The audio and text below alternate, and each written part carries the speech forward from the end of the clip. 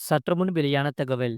EPFO ஓய்வூதியதாரர்களுக்கு வெளியான மிகப்பெரிய ஒரு மகிழ்ச்சியான தகவல். அதை பத்தி தான் பார்க்க போறோம். நீங்க நம்ம சேனலை சப்ஸ்கிரைப் பண்ணாம இருந்தீங்கன்னா மறக்காம லைக் பண்ணிக்கோங்க, சப்ஸ்கிரைப் பண்ணிக்கோங்க. உங்க ஃப்ரெண்ட்ஸ் அண்ட் ஃபேமிலிக்கு தெரியப்படுத்தவும் ஷேர் பண்ணிக்கோங்க. ஓய்வூதியதாரர்களுக்கு வீட்டிற்கே சென்று டிஜிட்டல் ஆயுள் சான்றிதழ் சேவை வழங்குவது தொடர்பான ஒப்பந்தம் இந்தியா போஸ்ட் பேமெண்ட்ஸ் வங்கி இபிஎஃப்ஓ இடையே கையெழுத்தானது. அதாவது மத்திய அரசின் தொலைத்தொடர்பு அமைச்சகத்தின் கீழ் அஞ்சல் துறையின் கட்டுப்பாட்டில் உள்ள இந்தியா போஸ்ட் பேமெண்ட்ஸ் வங்கி ஊழியர்களின் வருங்கால வைப்பு நிதி அமைப்பான இபிஎஃப்ஓ உடன் புரிந்துணர்வு ஒப்பந்தத்தில் கையெழுத்திட்டுள்ளது. இந்த ஒப்பந்தத்தின் மூலம் ஊழியர் ஓய்வூதிய திட்டம் 1995 இபிஎஸ் 95 கீழ் ஓய்வூதியம் பெறும் பயனாளிகளுக்கு அவர்களின் டிஜிட்டல் ஆயுள் சான்றிதழ் சேவையை வீட்டிற்கே சென்று வழங்க வழிவகை செய்யப்பட்டுள்ளது. இந்த இபிஎஃப்ஓவின் 73வது நிறுவன தினத்தை முன்னிட்டு ஐபிபிபியின் நிர்வாக இயக்குனர் மற்றும் தலைமை செயல் அதிகாரி மற்றும் இபிஎஃப்ஓயின் மத்திய வருங்கால வைப்பு நிதி ஆணையர் அவர்களும் இந்த ஒப்பந்தம் கையெழுத்தானது. அந்த வகையில் இது பரந்த அஞ்சல் நெட்வொர்க் ஐபிபிபி தனது பரந்து விரிந்த 1.65 லட்சத்திற்கும் அதிகமான அஞ்சல் அலுவலகங்கள் மற்றும் 3 லட்சத்திற்கும் மேற்பட்ட அஞ்சல் சேவை வழங்குனர்களான தபால்காரர்கள் மற்றும் கிராமின் டாக் சேவக்குகள் நெட்வொர்க்கை பயன்படுத்தும். வீட்டிற்கே வங்கி சேவை பொறுத்தவரை இச்சேவையை வழங்க தபால்காரர்கள் வீட்டிற்கே வந்து கைபேசி சாதனங்கள் மூலம் ஆதார் அடிப்படையிலான முகம் அங்கீகாரம் மற்றும் விரல் ரேகை பயோமெட்ரிக் அங்கீகாரம் போன்ற டிஜிட்டல் செயல்முறைகளை பயன்படுத்துவார்கள். இதன் மூலம் ஓய்வூதியதாரர்கள், குறிப்பாக கிராமப்புறங்களில் உள்ளவர்கள், தங்கள் ஓய்வூதிய சான்றிதழை சமர்ப்பிக்க வங்கி கிளைகளுக்கே அல்லது இபிஎஃப்ஓ அலுவலகங்களுக்கே நேரில் செல்ல வேண்டிய அவசியம் இனி இருக்காது. கட்டணமில்லா சேவை பொறுத்தவரை டிஜிட்டல் ஆயுள் சான்றிதழை வழங்கும் முழு செலவையும் இபிஎஃப்ஓ ஏற்கும் என்பதால் இந்த சேவையானது ஓய்வூதியதாரர்களுக்கு முற்றிலும் இலவசம்.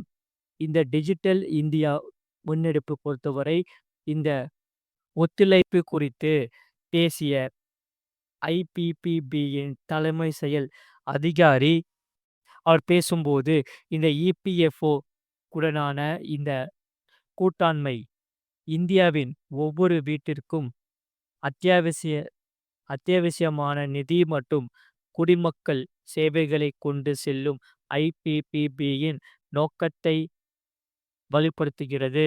கிராமப்புறங்களில் உள்ள ஓய்வூதியதாரர்கள் கண்ணியத்துடனும் வசதியுடனும் தங்கள் ஆயுள் சான்றிதழை சமர்ப்பிக்க முடியும். இது மத்திய அரசின் டிஜிட்டல் இந்தியா மற்றும் எளிதாக வாழ்வது என்ற இரேஸ் ஆஃப் லிவிங் என்ற தொலைநோக்கு பார்வையை சரியான நேரத்தில் அடைய உதவுகிறது என்று தெரிவித்தார். ஆகையால் இந்த ஓய்வூதியதாரர்கள் செய்ய வேண்டியது என்ன என்பதை இங்கே பார்ப்போம். ஐபிபிபி ஆனது ஓய்வூதியதாரர்களுக்கான ஜீவன் பிரமான் போக்கத்திற்காக ஆதார் அடிப்படையிலான பயோமெட்ரிக் அங்கீகாரத்தை பயன்படுத்தி டிஜிட்டல் ஆயுள் சான்றிதழ் சேவையை வீட்டிற்கே வழங்கும் சேவையை 2020ஆம் ஆண்டிலேயே அறிமுகப்படுத்தியது. இந்த புதிய ஒப்பந்தம் பொறுத்தவரை அந்த சேவையின் தொடர்ச்சியாக இபிஎஃப்ஓ ஓய்வூதியதாரர்களுக்கான வசதியை மேலும் குறைக்கிறது. அப்போ இந்த ஓய்வூதியதாரர்கள் இந்த சேவையை பெற மிகவும் எளிமையான வழிமுறையை பின்பற்றலாம். தங்கள் தபால்காரர் கிராமின் டாக் சேவையை தொடர்பு கொள்ள வேண்டும் அல்லது அருகில் உள்ள அஞ்சல் அலுவலகத்திற்கு செல்ல வேண்டும். அங்கு ஆதார் எண் மற்றும் ஓவித்தியம் தொடர்பான விவரங்களை வழங்க வேண்டும். ஆதார் இணைக்கப்பட்ட முகம் அங்கீகாரம் அல்லது விரல் ரேகை பயோமெட்ரிக் அங்கீகாரம் மூலம் தங்கள் கோரிக்கையை உறுதிப்படுத்த வேண்டும். சான்றிதழ் உருவாக்க செயல்முறை முடிந்ததும் ஓவியதாரரின் மொபைல் எண்ணுக்கு உறுதிப்படுத்துதல் எஸ்எம்எஸ் அனுப்பப்படும். அடுத்த நாள் www.jeevanpraman.government.in என்ற இணையதளத்தில் சான்றிதழை ஆன்லைனில் பார்க்கலாம். மறக்காம நீங்க லைக் பண்ணிக்கோங்க, சப்ஸ்கிரைப் பண்ணிக்கோங்க. அடுத்த செய்தி என்னவென்றால் 15,000 வழங்கும் அரசு இளைஞர்களுக்கு அடித்த ஒரு ஜாக்பாட். அதை எப்படி விண்ணப்பிப்பது என்று இங்கே பார்ப்போம். அதாவது நாட்டில் உள்ள பலதரப்பட்ட மக்களுக்கான மத்திய அரசு பல்வேறு திட்டங்களை அறிமுகப்படுத்தி வருகிறது. குறிப்பாக இளைஞர்களுக்கு மத்திய அரசு முக்கியத்துவம் கொடுத்து வருகிறது. அதில் ஒன்று இளைஞர்கள் பெரிதும் எதிர்பார்த்த இஎல்ஐ திட்டம். வேலைவாய்ப்பு இணைக்கப்பட்ட ஊக்குத்தொகை திட்டம் என்று அழைக்கப்படுகிறது. பிரதமர் நரேந்திர மோடி தலைமையில் கூடிய மத்திய அமைச்சரவை கூட்டத்தில் இந்த திட்டத்தில் முறையாக ஒப்புதல் அளிக்கப்பட்டு வருகிறது. இந்த திட்டம் முதல் முறையாக பணியிடத்தில் சேரும் இளைஞர்களுக்கு நிதி உதவி வழங்கும் வகையில் இந்த திட்டம் வடிவமைக்கப்பட்டுள்ளது.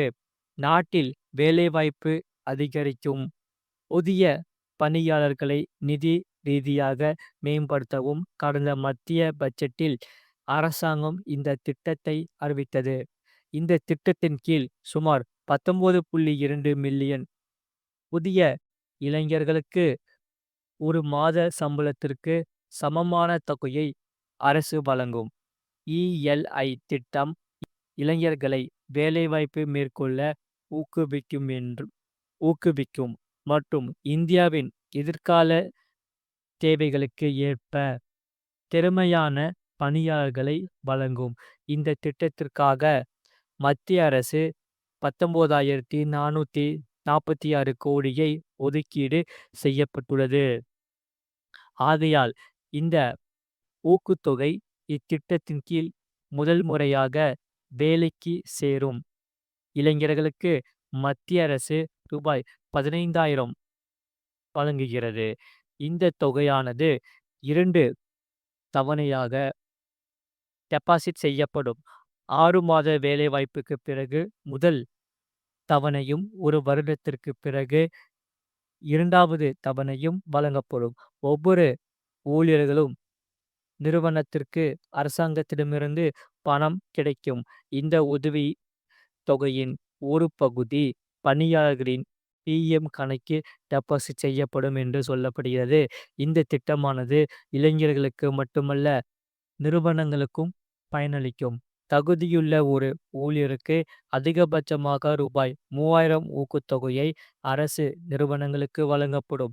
இந்த தொகையானது இந்த இபிஎஃப்ஓவில் பதிவு செய்யப்பட்டுள்ள புதிய இளைஞர்களை பணியமர்த்தும் நிறுவனங்களுக்கு வழங்கப்படும். இந்த நடவடிக்கை நிறுவனங்கள் புதிய பணியமர்த்தலை அதிகரிக்க ஊக்குவிக்கும். 50க்கும் குறைவான ஊழியர்களை கொண்ட நிறுவனங்கள் குறைந்தது 2 புதிய ஊழியர்களை நியமிக்க வேண்டும். அதே நேரத்தில் இந்த 50க்கும் மேற்பட்ட ஊழியர்களை கொண்ட நிறுவனங்கள் குறைந்தது 50 புதிய ஊழியர்களை நியமிக்க வேண்டும். இந்த ஊழியர்களுக்கு குறைஞ்சபட்சம் 6 மாத பணியாற்றுவது முக்கியம் என்று சொல்லப்படுகிறது. ஆகையால் இந்த இபிஎஃப் கணக்கு செயல்படுத்தப்படவும் இந்த திட்டத்தில் தகுதி பெறுவீர்கள் என்று சொல்லப்படுகிறது. மறக்காம நீங்க லைக் பண்ணிக்கோங்க, சப்ஸ்கிரைப் பண்ணிக்கோங்க.